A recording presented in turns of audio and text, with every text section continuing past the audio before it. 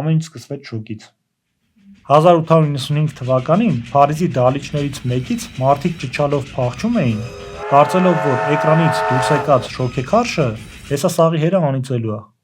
Դա այն պահն էր, երբ մարդկությունը հայտնաբերեց ժամանակը կանգնեցնելու ու կյանքը վերակենդանացնելու գործիքը։ Շատ արագ կինոն մի խումբ մարդկանց տեխնիկական փորձից վերածվեց մեկ այլ խմբի համար մոգության։ Ժորժ Մելիեսը մեզ սովորեցրեց երազել էկրանի առաջ, իսկ Չարլի Չապլինը ֆիլմը դարձրեց համաշխարհային լեզու, որը հասկանալու համար պետք չեն բառեր։ Հայ իրականության մեջ 7-րդ արվեստը դարձավ ինքնության պահպանման զենք։ Հայկական կինոն Համո Բեկնազարյանից մինչև Սերգեյ Փարաջանով աշխարհին սովորեցրեց նայել մեզ ոչ թե որպես զոհի, այլ որպես հզոր մշակույթ ունեցող ազգի։ Փարաջանովի նռան գույնը ապացուցեց, որ կինոն կարող է լինել բացարձակ պոեզիա,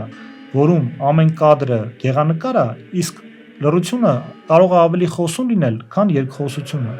Մեր կինոն դարձավ հայկական հոգու տեսանելի արտացոլումը մեծ էկրանին։ Սակայն, որտեղ կա լույս, պետք է լինի նաև մութը։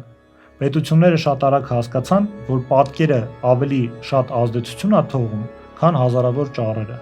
7-րդ արվեստը դարձավ հզոր զենք բռնապետերի ձեռքում։ Տոտալիտար ռեժիմները քարոզչության միջոցով սովորեցրին ազգերին ինչպես սիրել տիրաններին եւ ատել թշնամուն։ Գեղեցիկ կադրերի ու հուզիչ երաժշտության տակ իրականությունը փոխարինվեց փաթեթավորված կեղծիքով։ Կինոն դանակի պես է։ Այն կարա ստեղծի գլուխգործոց, իսկ կարա հասցնի անդառնալի վնաս հասարակությանը։ Այն մեր դարաշրջանի ամենահզոր արվեստն է, որովհետև իր մեջ պարունակում է բոլոր արվեստները։ Ընտրությունը մերն է՝ լինել պարզապես կույր հանդիսատես, թե գիտակից դիտորդ, որը կադրի հետևում տեսնում է թաքնված իրականությունը։